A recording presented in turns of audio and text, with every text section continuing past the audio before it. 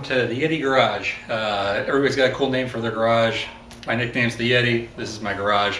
So this video we're going to be putting together Dana 20. I kind of call it a super fancy Dana 20 for my 1973 Ford Bronco. This is the first and maybe only video that I'm going to make along the way here, depending if you all find this helpful or not.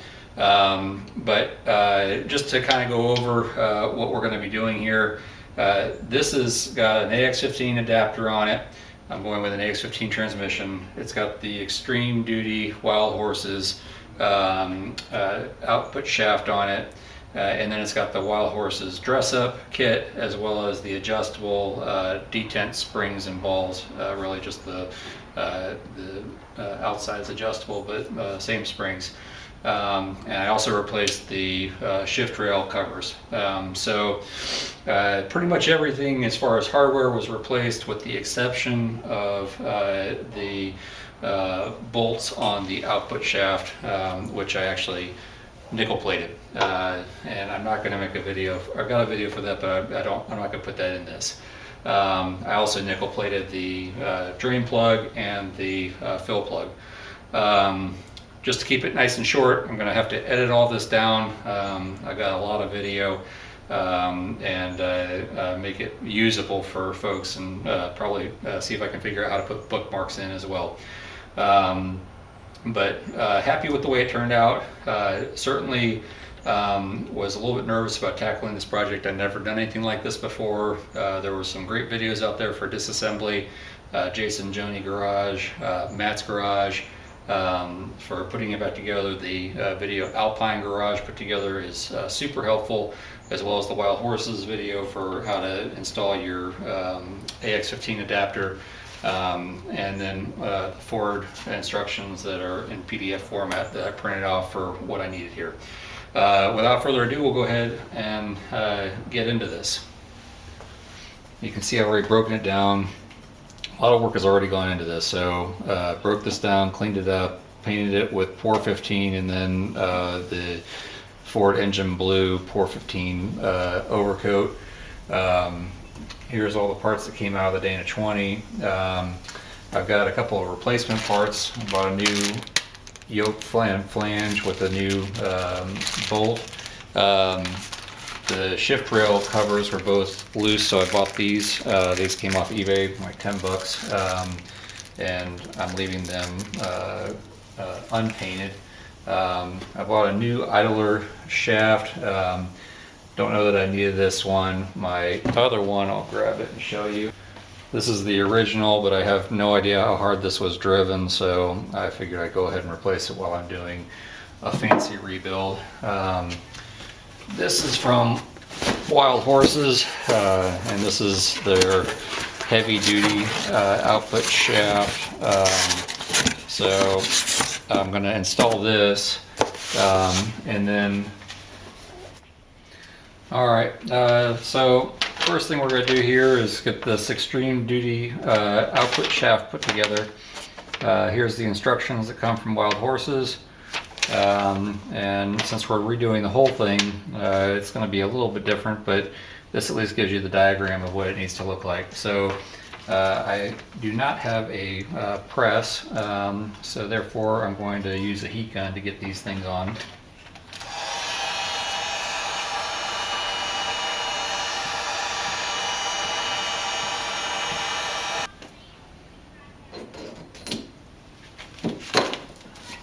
And that slid right on, all the way seated. Next up is the shims, and this comes with 3 shims in the pack. I don't know how many I'm going to need. I'm probably going to put all 3 on and then change it if need be. I don't think I need all of these, so I'm going to try using 4, which is how many my Dana 20 came with.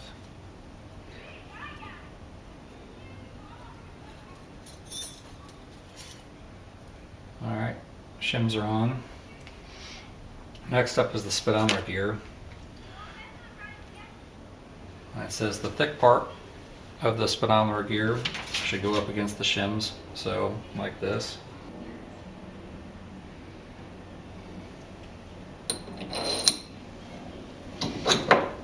And that slides on pretty easy without being heated. Next up will be the outer bearing, which is the smaller one.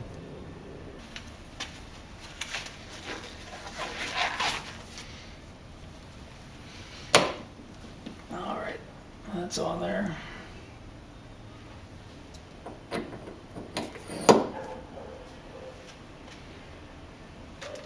And here's the nut that came with it. There's no washer.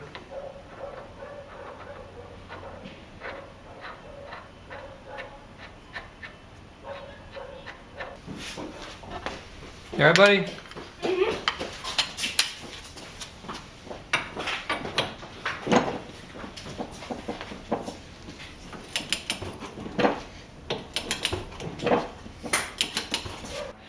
Alright guys, so once again I've messed up.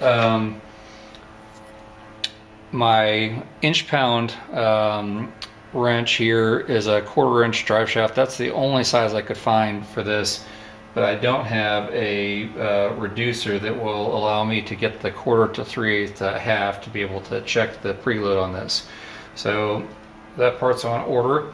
While on order here, I'm going to go ahead and keep going with getting the shift rails ready to go in. These are the seals that need to go on there.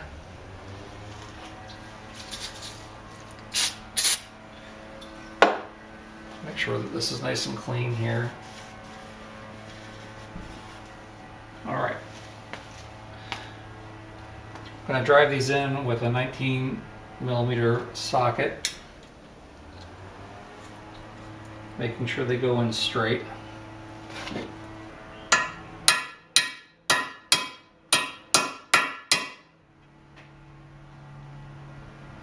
All right. Next up, I'm going to get the rail caps on.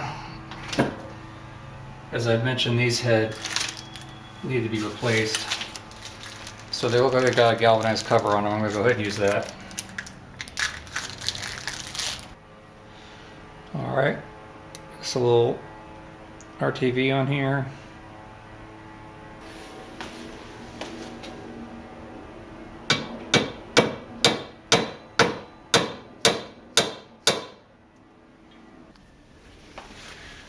One rail in, shift rail cover rather. And that's a huge improvement over what I had. This is what the old ones looked like. There was no more flange on there and they were super loose.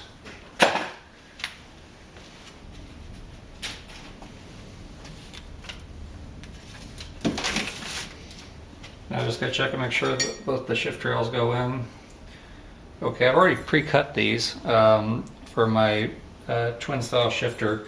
And you'll notice that where the detent rod goes helps you to tell which direction things need to face.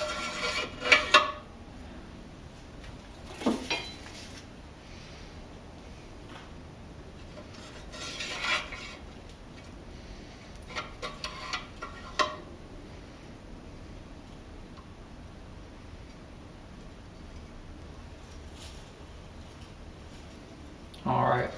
Sliding in and out without trouble. Make sure I didn't get any RTV on the end of this. Alright, I think that's about as far as I'm going to get today.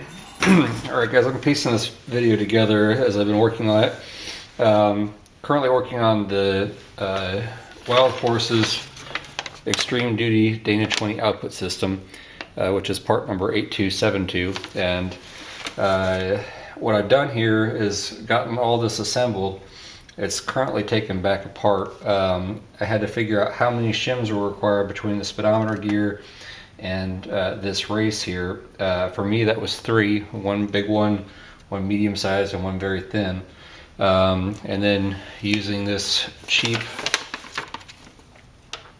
inch-pound wrench, I was able to figure out that I had about 6 or 7 inch-pounds of torque for the preload.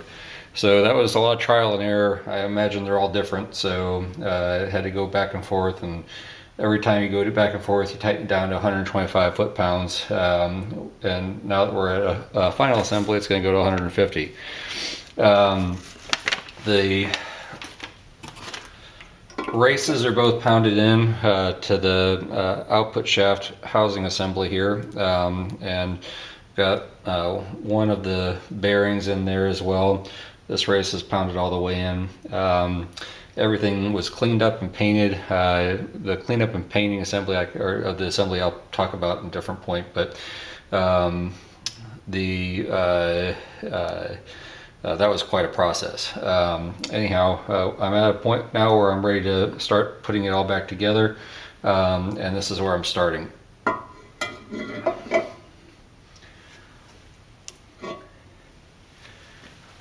So if you're using the original equipment, the shims actually go on the other side of the speedometer gear. You can see this is a metal speedometer gear that comes with this. Here's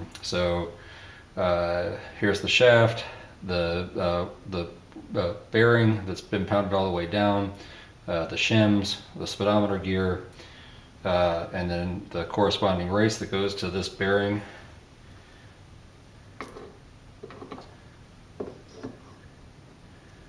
And then that all just sort of slides down together.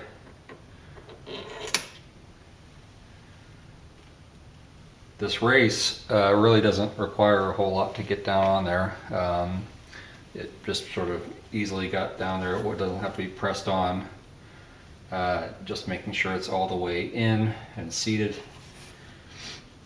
And now that I know that the torque is correct, it's time to go ahead and drive the seal in. This seal, I didn't have a socket that was big enough, so I made one that's out of 3D printing. We'll see how this works, and I'll put the STL file for anybody that's interested. Also, in the normal assembly, there's a little felt gasket that goes inside of here. According to the instructions, that's not required, and that didn't come with the kit, so I'm not putting anything in there.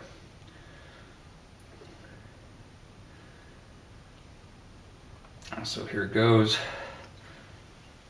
Get that seated, and we'll go ahead and pound this in.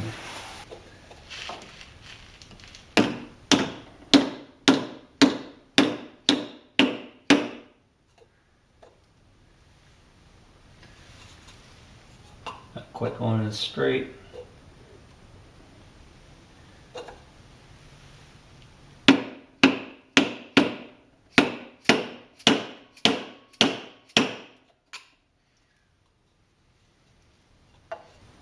Just feeling to see if it's all flush. Over here on this side it is, over here it is not.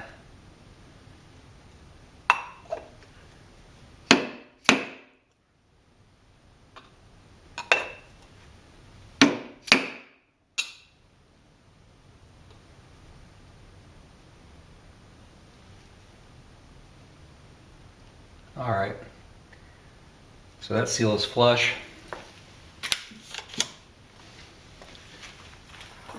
I take a little bit of lube and put it on the inside of the seal. A little more lube.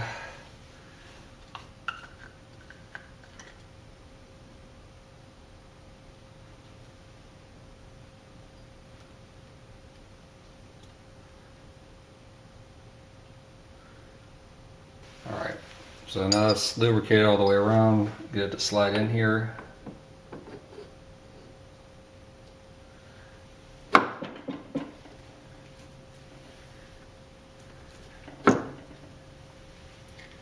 All right.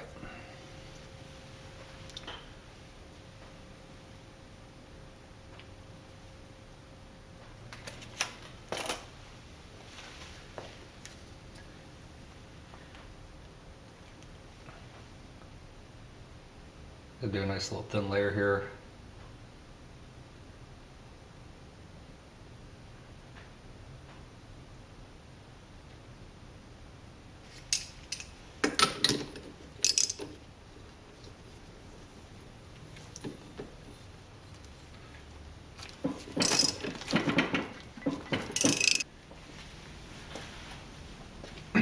shift rail installation.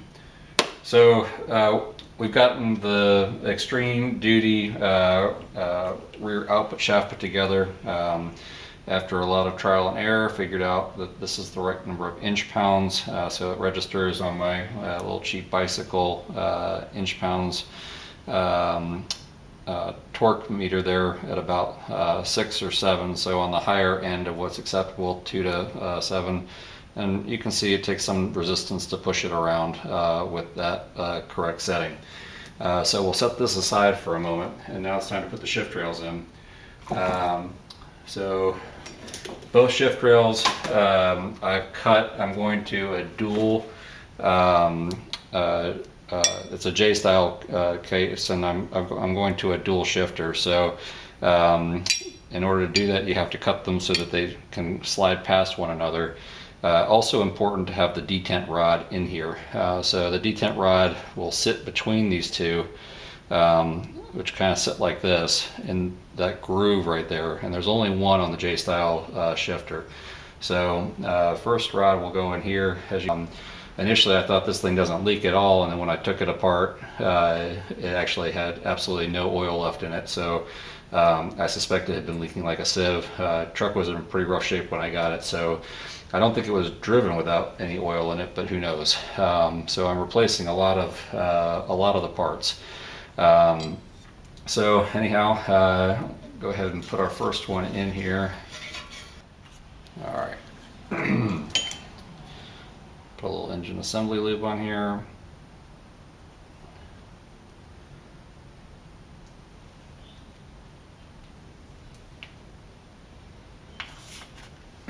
This is what the detent rod looks like on the J-style shifter. It's a longer rod. Mine either didn't have it or I lost it in the process of taking it apart. I don't remember ever seeing it, so I had to buy a new one. And I learned in buying a new one that the Jeeps actually come with a much shorter style detent rod. So if you have to replace yours, they're hard to find. But the Ford one, it should be a lot longer. I can show you those two here. Since I have it, I'll just go ahead and show you. For the Jeep, it's really more of like a pill, whereas the Ford is much longer. And that will go in on this side since I got the shift rail in there. And now that I've got that in there, I should be able to get this other shift rail in. And that one can't move until the other one is in the right spot. And what that does is it keeps you from getting into a combination like front low, rear high that would completely toast your transfer case. So now that we got that in there, we'll go ahead and get the detent balls in. So I just ended up taking the springs and the detent balls out because I need to be able to get these to freely move. So this takes a 3/16 Allen key right there. I put a little Loctite on mine just because I don't think I'm going to be coming back in here, and I don't want them to come loose. And I can still break that if I do have to come back in here. So just getting the hole lined up. And then unfortunately I don't have a correct size socket for a 3/16 Allen. I'm just going to have to use an Allen key. Helps if you use the right one.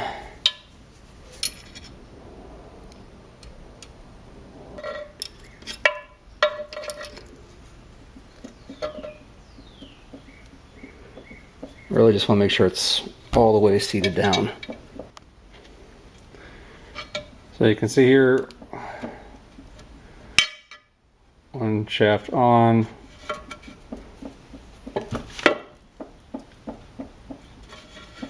Get the other one on. These are exactly the same, these forks. I'm going to do the same thing, so won't make you watch this. Alright, so video died for a second, so just to kind of catch you up to where I'm at, the front input shaft is now in. I haven't finished with the shim pack, so looking to see what we register here. It's picking up. It's probably around 3 or so. That's 3 shim packs. Mine came with a ton of shims. So I'm not using these 2 shims. The more shims that you add, the less preload that you have. I had a thinner shim in there before, and it was pretty much unturnable. The torque on these is 25 to 35 foot-pounds. I'm using this other bicycle torque wrench for that. And you can see I've got this Wild Horses kit here that has the aluminum piece there, which is replacing the steel one that I had nicely painted and everything. So I'm a little sad I'm not using that, but now that everything's together, I don't really want to take it back apart. I kind of debated on getting a new seal and redoing it. I've got a brand new yoke on here too, which is replacing the old ones.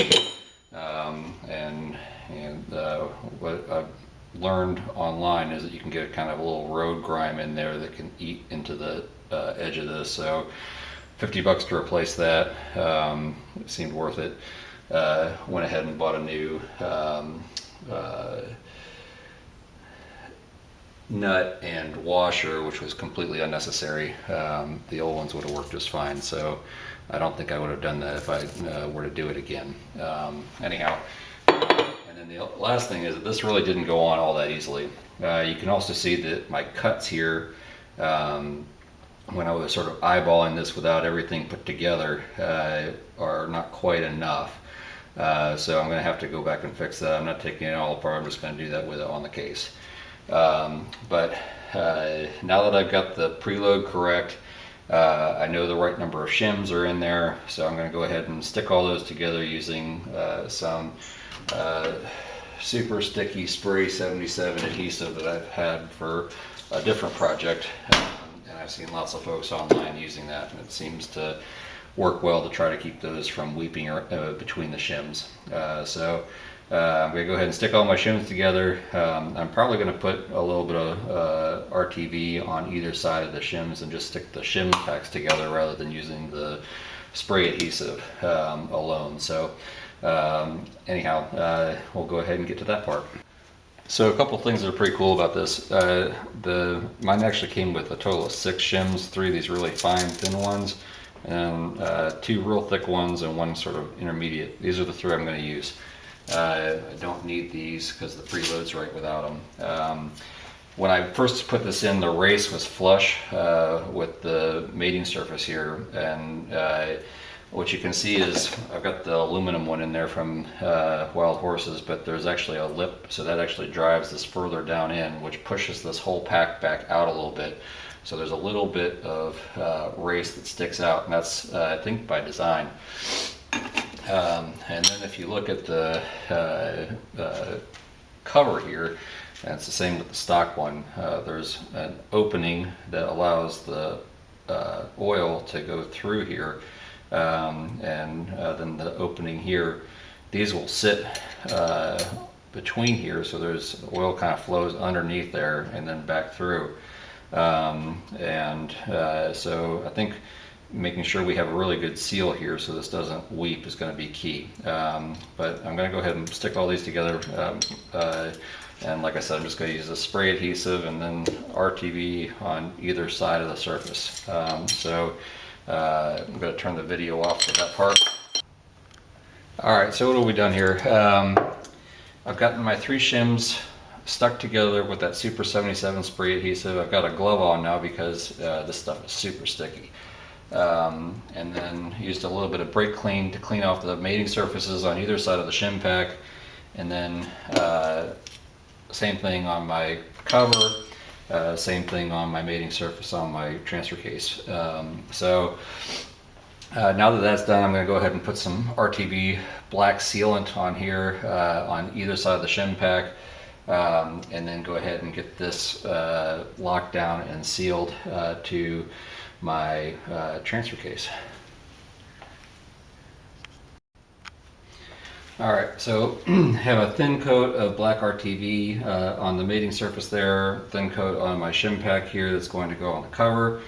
made sure to get a little bit of RTV kind of where the threads are going to be, so that hopefully seals those threads and nothing can weep out of there. Go ahead and put this together. Fingers are still pretty sticky.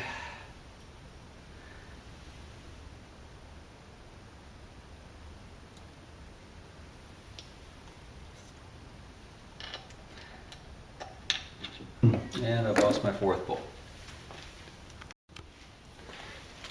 Alright, found it underneath my pile of stuff here. Importance of keeping everything clean. This is set to 25 foot-pounds.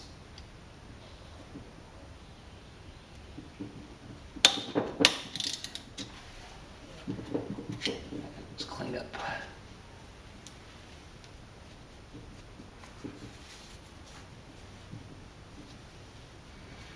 Just wiping off the excess RTV there. Keep this clean since I'm trying to make it nice and pretty. Alright. We should be done with that. Now it's time to go back and finish the tightening process here. This goes to 125 foot-pounds, to 150. This one's at 150, which is what Advanced Adapter is recommended. I'm probably just going to take this to 150 as well. Alright, now that we're locking everything down, I'm just going to go ahead and clean this off and do a little more RTV.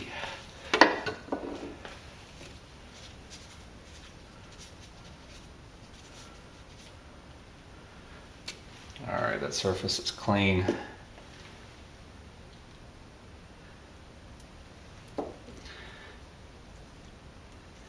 And this is just to try to keep it from weeping.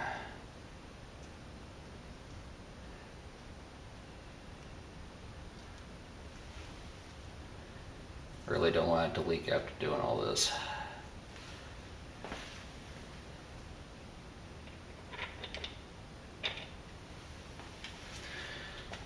Also got to put a little Loctite on here, just like I did on the rear output shaft.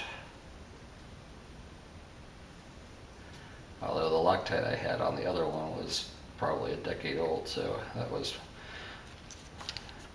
questionable.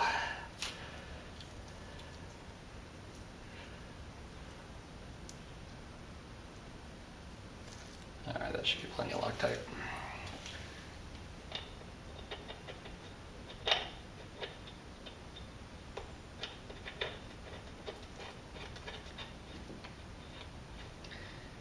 I think I mentioned this really didn't go on as easy as I had thought with the yoke.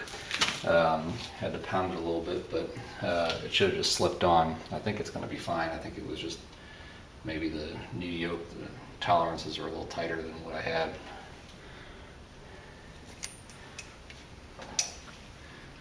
Alright, so sorry you can't see this very well, but I've got my vise here. This is the only thing I've got that's wide enough that'll get this yoke held.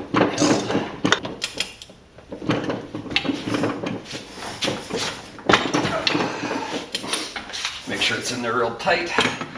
That's not the first time I've done that.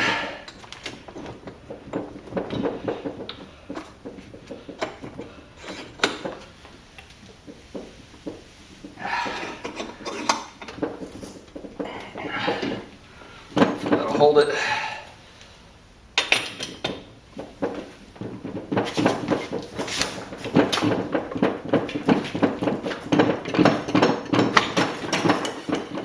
Fart. That hurt.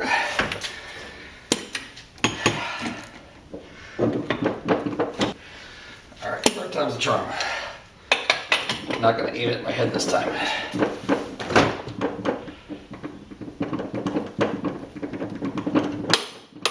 There we go. Done.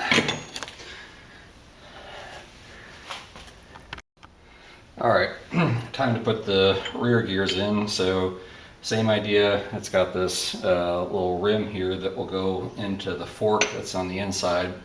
And then you want to just kind of keep everything, the sliding gear as a unit. You know which way it goes because it's got the links there that allow it to link together as one. Same thing as before, I'm putting a little bit of lubricant on here. Alright, in you go. Now it's time to get this rear output assembly in. All right.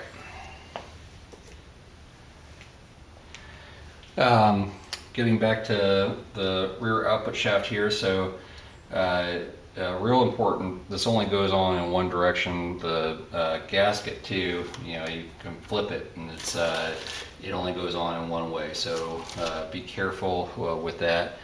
I'm going to use, this is the only place I'm really reusing bolts here, and these are the ones that came on it.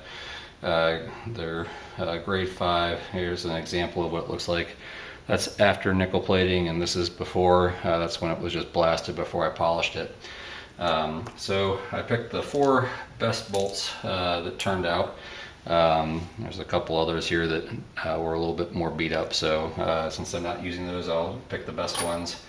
And then here's the long bolt that goes in the long portion right here. So now I'm just going to get some RTV on this and then go ahead and get it in. Alright, so where are we at? Just finished tightening down the bolts on the rear output shaft to 25 foot-pounds. I've got my main drive gears and sliding gears installed. The forks are installed. The shifting rods are installed, and everything is pretty much torqued down. I've got my seal on, both on the cover for the front output shaft, for the yoke, and then for the rear output shaft. Over here is where the adapter will go for the transmission. I'm going to an AX15. So that'll be the last thing that I do. And now it's time to put in the idle gear, which is this guy right here. And this one's pretty tricky, and you have to get all these little needle bearings and on in between here installed, so that the idler shaft, which is this guy, the direction of this will be basically in where the locking cap goes right here. So before I do that, I need to go ahead and get the needle bearings in, and basically just use a lot of grease. You can make 2 packs of them, and then you have these washers that go and seal everything in. So I'm going to go ahead and get cleaned up and get this all squared away. Alright, one thing I was worried about was having the right size O-ring. Fortunately, this kit from USA Standard Gear comes with the correct O-ring, so I'm going to go ahead and slip that into my idler shaft. And there you have it, pretty thin little O-ring. And then these are the 3 spacers that come, so they basically stack up 1, 2, 3, and each of these little needle bearings goes between them. So I'm going to basically take the assembly lube and make that as a sticky on the inside, and then line these up and hope that they don't go anywhere. So wish me luck, and I'll be back. Alright, so hopefully you can see this here. They're all in there. There's 3 extra needle bearings. I used a ton of grease to keep it from falling, and so I've got my spacer, needle bearings, didn't count them, spacer, needle bearings, didn't count them, and the spacer. Now I need to get all this off of here and then get it in so I can get the idler gear through here without messing any of this up, which we'll see how that goes. I'm not going to record that, it's going to be a little too tricky, but I saw somebody use a zip line to basically hold this in, so I'm going to do that. Basically drop the gear in, get it lined up in the right place, put a wrench or something across here to hold it up so I don't have to mess with that, and then get my idler gear in. So no question, when you got this right, there's no gaps. Everything feels pretty tight and packed in there, and hopefully I won't have any trouble getting everything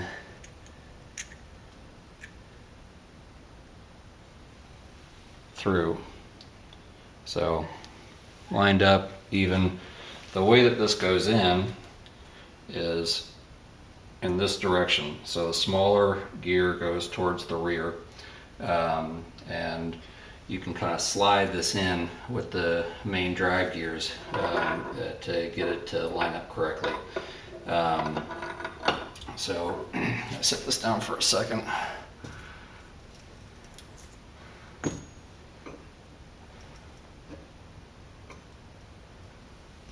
Hopefully that won't mess up.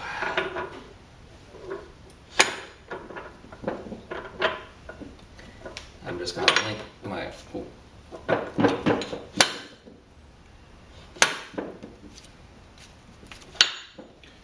oh boy.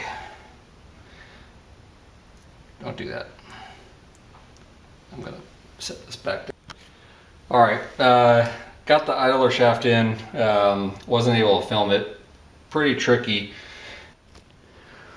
All right, we're getting to the last phase here. So I got the idler shaft in. That was really kind of painful. Thrust washers were difficult to keep stuck on, and then the needle bearing started coming out. It may be helpful. It was colder. It's a kind of warm day here in December, but eventually was able to get everything lined up, just kind of using a finger to keep one side even, and then using the front and the rear output shafts to sort of position it in. All right, guys, so this is my fourth attempt at assembling the spud shaft. First one messed up, then got frustrated and kind of in a rush and messed up again and put the gear assembly in backwards so that the portion here that interacts with the gears, which should be facing that way, was turned around. It actually assembles that way. You can see here it'll actually interlock with that gear there. So you can put this in backwards and mess up pretty good there. I've disassembled it and assembled it now multiple times. This little snap ring got kind of buggered up, and these are actually really hard to find. So I just kind of bent it back into shape, and I'm thinking that will probably work. I also figured out that I need to use this snap ring. Oh yeah, I forgot to mention that the first go around I didn't even put any of this stuff in here. So the bearing that comes with it is an enduro bearing. It's made in China. I also have the exact same size bearing that came with my rebuild kit. So this is a Namchi or Naki bearing from Japan. I'm gonna go with the Japanese bearing over the Chinese bearing. They look pretty similar. The only difference is there's a groove right here, which I can't tell if it's for the snap ring or for an O-ring. It didn't come with either one that would fit. This snap ring is, I guess, will go around there, but I believe, looking at this, if I just go ahead and measure this, so the height of the bearing is, we'll go with metric, 21 millimeters in height. The Japanese bearing, exactly the same. And then when you look at the depth to the groove on the inside of this adapter, 21.2. So one thing I've learned here is that this has to press into here. This also presses onto your input shaft, or I've learned this is called a spud shaft. If you're going to get that on there, you got to either heat it up or use a press. I don't have a press, or just bang the you know what out of it. And this is the adapter that came with the C4. And the other important point is, how do you install the seal? The seal actually goes in this direction, so kind of what might look like backwards. That's exactly how it is on this one. I have two of these because of my rebuild kit, and that's how I installed this one as well. So it's going in, drove it in this way with a seal driver, That was the first thing I did. I haven't messed with this, just kind of kept a little bit of grease on there to every time the spud shaft went in and out, and it's starting to feel a little dry, but I have a backup if I need it. So all that said, let's give this a fourth go round. The last thing I should mention, I guess, is also there's a little groove right here where the bearing sits over. So it'll go bearing, which will be pressed on, and then the gear, I almost did it again, which will sit in, nope, had it right, in this direction. So it'll sit like that. And then once it sits there, it will have the snap ring on top here. And there's definitely not a snap ring that goes there, because to be able to get this down far enough to get the snap ring on, that groove is covered. So I think that groove is actually just designed to allow this gear to sit on it. All right, well, my wife was just here asking me if I'm a TikToker now, so I'm really just making this video to help somebody else out.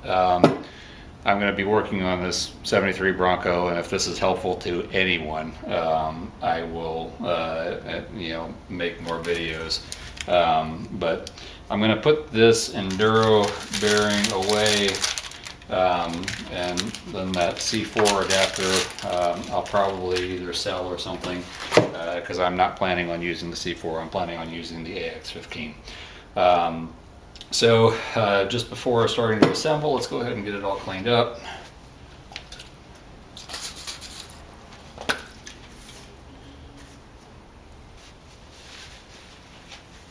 The order I'm going to do this is I'm going to put this Japanese bearing on first. I'm going to use my heat gun and just get it warm. It's pretty cold out here right now, about 50 degrees. And I'm going to do that down here on the ground, so I'll edit this part out. All right, another attempt. Got it very hot.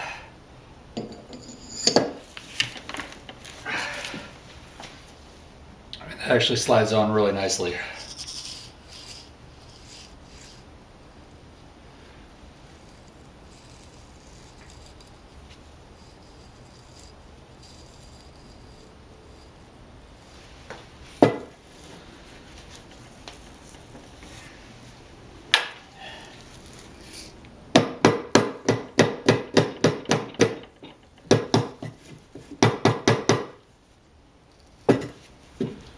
Making sure it's all the way down there.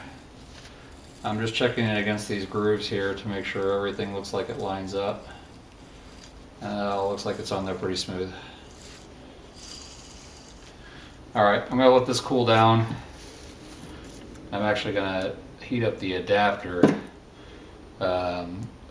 next. I guess I can get go ahead and get the gear on. So just so I don't do this wrong, the gear will go on like so that when it's in, these little smaller gears line up here. Kind of makes sense with the way everything else lines up.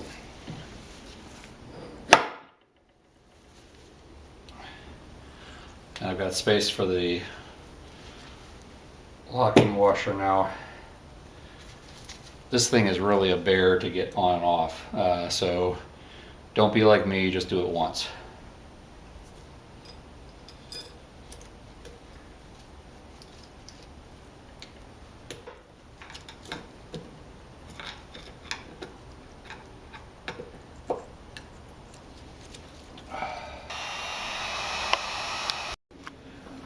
All right, so I nearly had the nearly impossible to remove snap ring back on and with the gear, and then realized trying to get this snap ring into place with this gear in the way was going to be nearly impossible.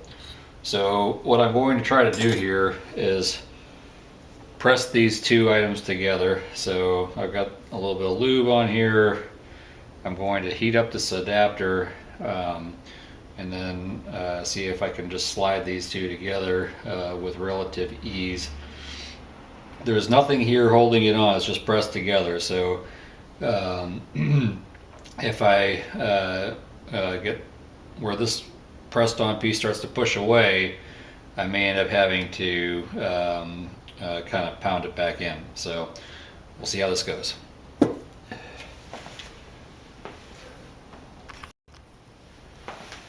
All right, so I've got the adapter heated up here.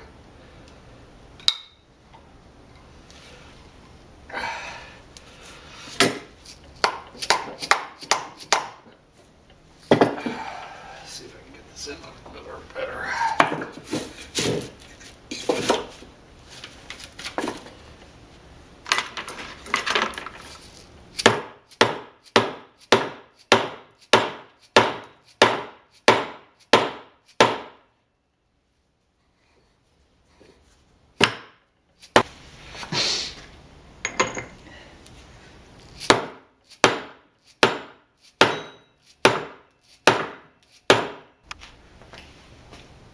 All right, so I just finished pounding that in.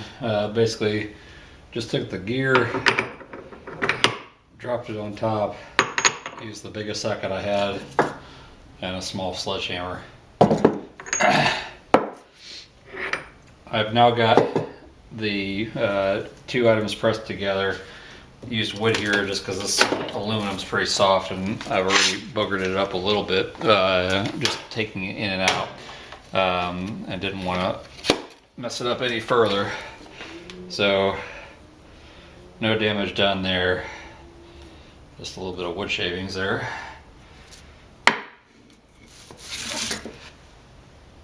But it's now assembled. I'm not sure what the preload is supposed to be on that, but relatively easy to turn. I'm going to drop a little bit of engine assembly lube into the bearing here, just so it's not starting off without much in it.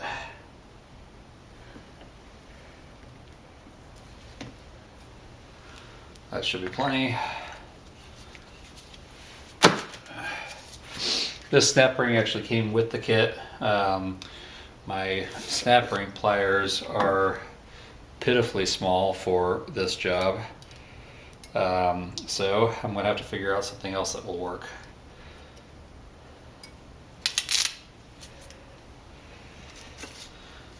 What I'm going to do here is just use this small punch and the other snap ring portion here and try to pull this together.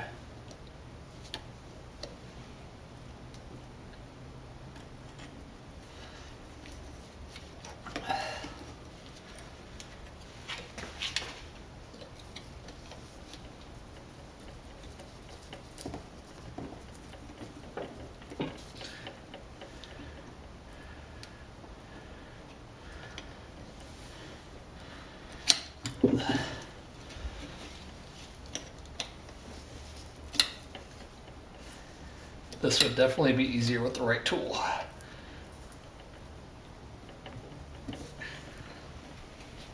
Let's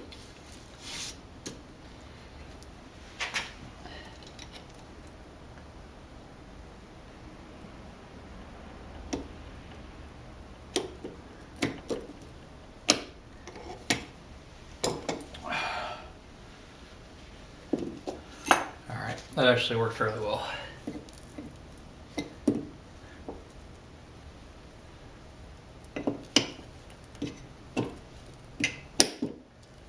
All right, snapped in.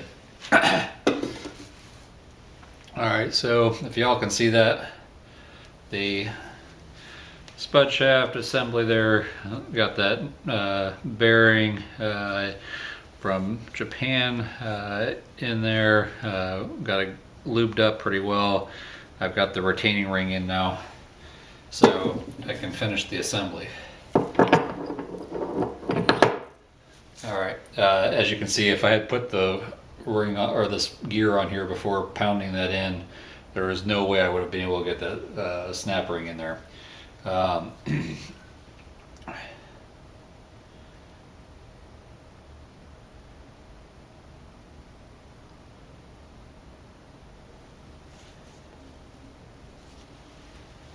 And now I just need to get that impossible to remove snap ring off, or back on here.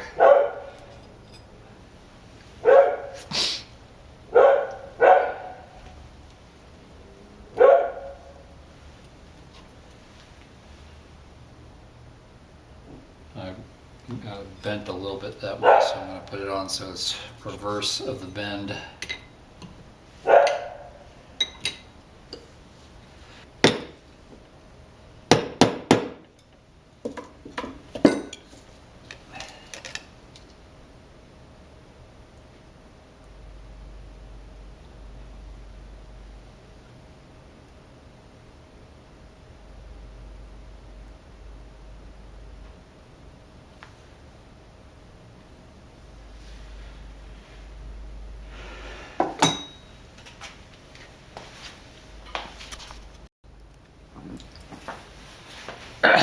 All right. So fully assembled, the snap ring's back in place after reshaping it. It looks to be in pretty good shape, actually. Got the gear on correctly. Last thing to do is I'm going to put my O-ring back in here.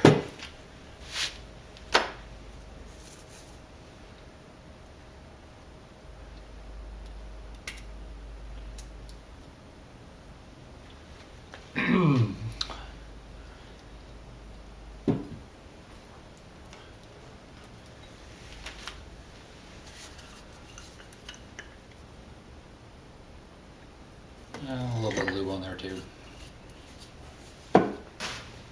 Here's the gasket for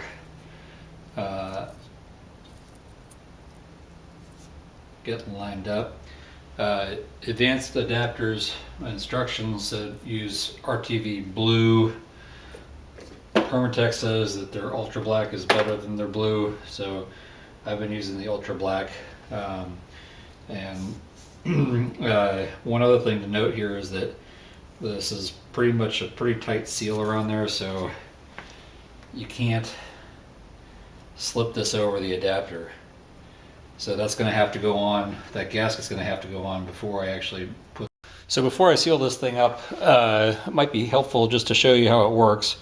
So you have your input shaft, spud shaft, where the energy is coming from the transmission, your front output yoke, rear output yoke, front output yoke. And right now I've got it in gear, so I believe this is low gear because it's the larger gears here on the back. And if I turn the input shaft, so it's in four-wheel drive, you can see both turn. And then if I'm going to shift it out of gear, you've got these sliding assemblies that that's what those forks on the inside do. I slide these two sliding gears. So that sliding gear is now in neutral. These spin freely. If I spin the input shaft, you can see that idler gear turns, and then the actual yokes don't turn at all. And then if I put it into high gear, the sliding gear here will slide on and interlock with that smaller ring set that's part of this gear here, and same there. And that's a reduction gear there that goes from the yoke to the assembly. All right, now got it all together, and you can see spinning that input shaft again. It's spinning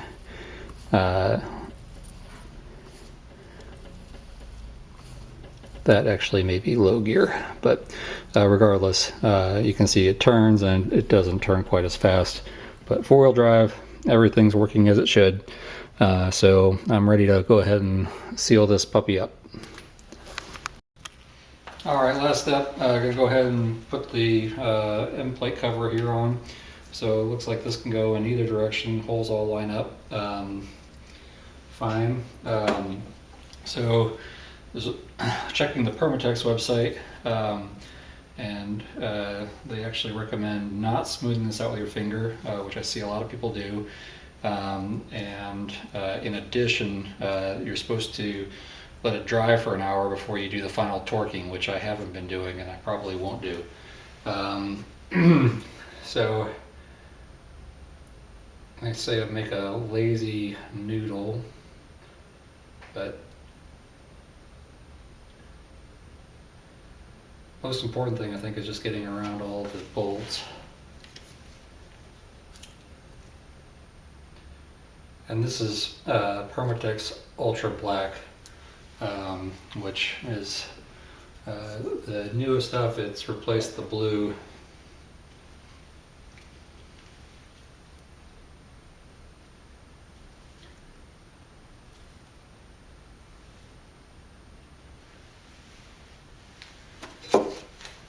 Got the Wild Horses emblem on here. This is the front, the rear. I'm going to put it on like so.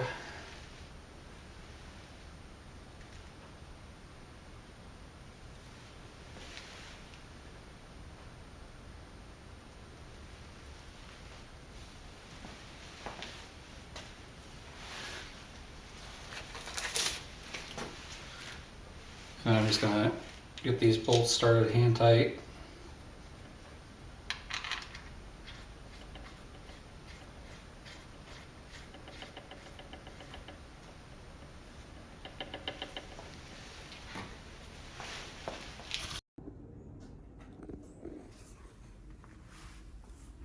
Dana 20 done.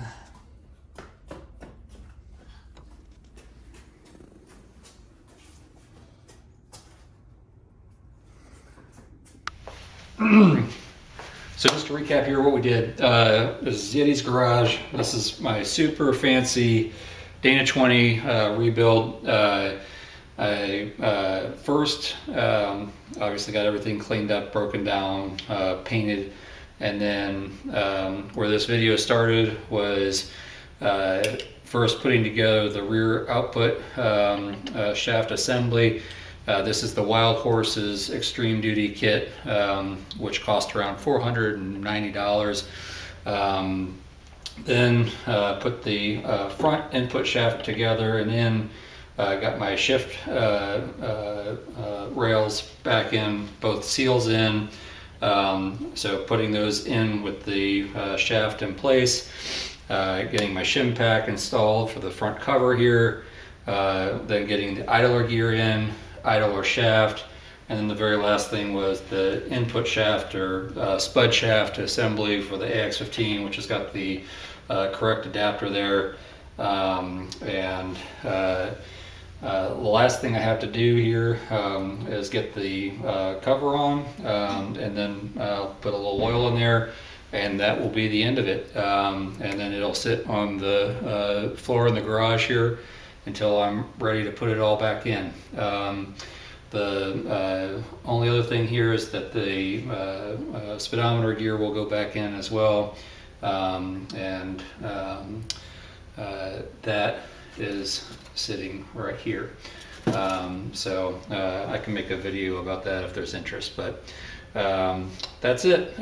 So hope this helps somebody out there. Thanks.